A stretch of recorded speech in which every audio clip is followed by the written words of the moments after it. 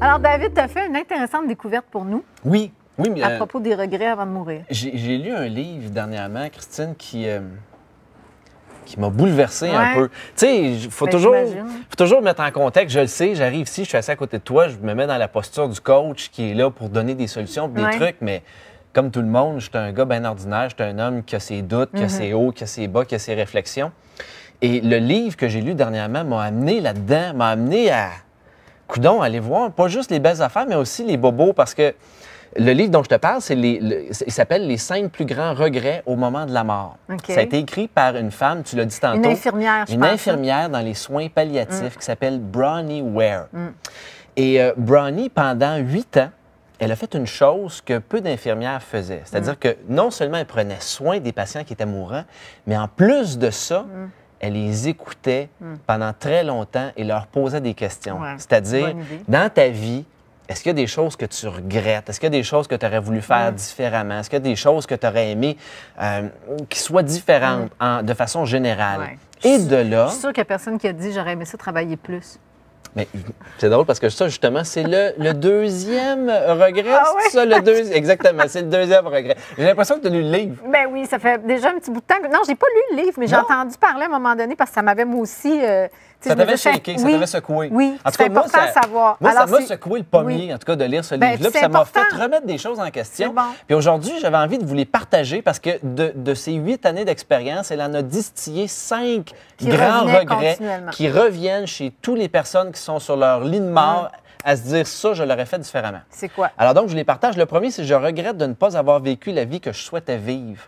Donc, il y en a beaucoup qui sont juste pas sur leur X, finalement, qui ont fait quelque chose en se disant « j'ai pas le choix, c'est ça la vie, il faut que je paye mes factures ou c'est le chemin que j'ai choisi en pensant qu'il n'y avait pas d'autre option et donc se retrouvent prisonniers d'une vie qui les a rendus profondément malheureux. Ça, c'est le premier regret. Le deuxième, je regrette d'avoir travaillé autant, autant est important, au détriment des autres aspects de ma vie.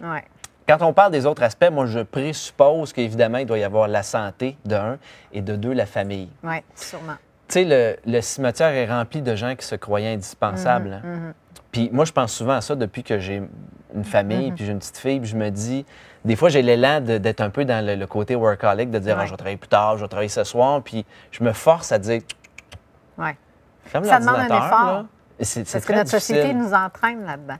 Une espèce de performance. Mais je suis profondément persuadé qu'à la fin de ta vie, c'est clair qu'il n'y a pas personne qui se dit j'aurais donc dû travailler plus plutôt qu'être avec ma famille. C'est sûr que non. Je pense que ça ne doit pas arriver, ça. Non. Alors, troisième regret, je continue, il en reste 3.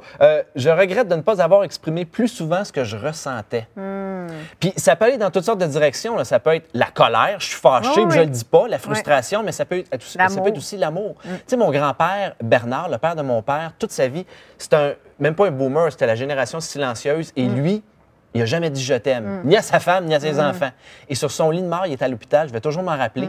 Il y avait une infirmière qui s'appelait Isabelle. À tous les jours, là, OK, il est un petit peu ses pilules, là, mais il criait « je t'aime, Isabelle, je t'aime ». Il l'avait tellement jamais dit que là, il fallait que ça sorte, il s'en rendait compte, il était sur le bord de mourir, il se disait il fallait qu'il l'exprime, tu sais. Attendez pas, si vous avez quelqu'un à qui il faut que vous le disiez, faites-le maintenant. Quatrième, rapidement, je regrette de ne pas avoir entretenu mes relations avec mes amis.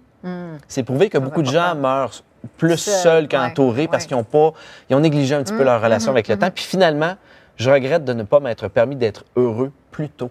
Ah, wow, c'est magnifique. Le monde attend pour être heureux. Est-ce qu'on peut s'en rappeler, hein? Maintenant, c'est ça. Qu'est-ce qu'on attend pour être heureux? C'est maintenant. Il faudrait s'y écrire quelque part sur le réfrigérateur. Moi, je pense que, en tout cas, vraiment, j'y pense à toutes les semaines. Bien, merci. Puis moi, je veux te dire, je t'aime, mon ami David. Moi aussi, je t'aime, Christine. Alors, voilà.